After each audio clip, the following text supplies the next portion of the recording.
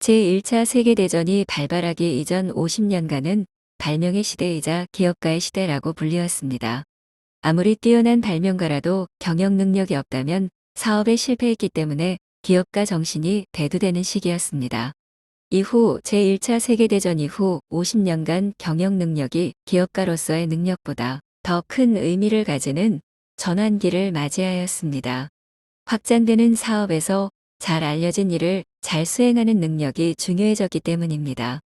하지만 오늘날에는 다시금 기업가적 정신이 요구되고 있습니다.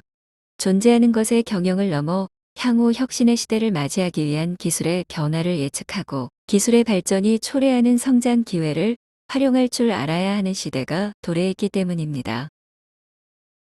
그에 따라 기술의 변화를 간파하기 위한 방법에 대한 이해론이 대두되었습니다.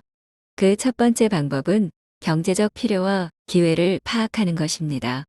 이는 자본의 생산성의 하락에 주목하는 것인데 주요 사업의 동일한 생산량 달성에 더 많은 자본이 필요해지고 자본의 증가가 노무비의 절감에 의해서 상쇄되지 않는다면 그 사업은 쇠퇴를 맞고 있는 것입니다. 사장 산업을 정확히 가려내고 변화를 위해 최고의 인재를 투입하기 위해서는 산업의 변화에 대한 인지 능력이 크게 요구되었습니다. 두 번째 방법은 지식의 동향을 분석하는 것입니다. 이는 지식 분야에서 어떤 일이 일어나고 있는지, 그것이 어떤 기술상의 기회를 창출하는지에 대해서 분석하는 것입니다. 지식을 기술로 전환하는 데 소요되는 시간은 점차 길어지고 있는데 그 이유는 기술의 역학이 자신이 속해 있는 분야의 지식이 아니라 다른 분야의 지식으로부터 나오는 경우가 많아졌기 때문입니다. 따라서 진정 중요하고 큰 변화는 자신이 속해 있는 분야가 아닌 다른 분야와의 협력에서 비롯될 수 있다는 점을 생각하고 그 관점에서 지식의 동향을 파악해야 한다는 점과 시간이 걸릴 수 있다는 점을 염두에 두어야 합니다. 세 번째 방법은 비전은 행동보다 앞선다는 사실을 염두하는 것입니다. 일반적으로 새로운 지식에 대한 태도와 반응은 실제로 기술이 시작되기 전 사상이나 언어로 표현되는 경우가 많습니다.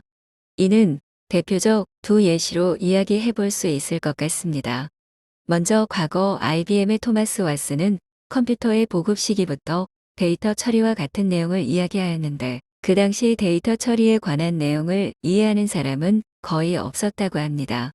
여기서 알 수 있는 사실은 언어는 새로운 니즈 제시는 물론이며 통찰력과 비전에 대한 제시를 나타낸다는 사실을 알 수 있습니다. 또 한편으로는 헨리 포드의 혁신을 예로 들 수 있습니다. 산업혁명 시 기계의 등장에 주목했을 뿐만 아니라 그것을 더욱 효율화시킬 대량 생산적 방법에 대해서 지속적인 고민을 하였습니다. 결국 새로운 발명이 없을지라도 대량 생산, 대량 시장이라는 개념을 창출해내었습니다. 사실 기술이라는 것은 새로운 지식의 측면도 있지만 이미 오래전부터 존재해왔던 것들을 새로운 조합으로 구성하여 창조한 것이라고도 말할 수 있기에 이러한 새로운 개념이나 비전은 아이디어보다 경제, 사회, 문화적으로 더 큰 영향력으로 나타나기도 합니다. 이렇게 비전은 미리부터 준비되어 아이디어뿐 아니라 경제, 사회적인 체계로 나타난다는 사실을 알 수 있습니다. 이러한 기술의 변화를 간파를 한 뒤 그에 맞는 기술 전략의 필요성이 나타났습니다. 이는 두 가지 고민으로 분류되었는데 하나는 기술적 역학에 대한 고민이었습니다.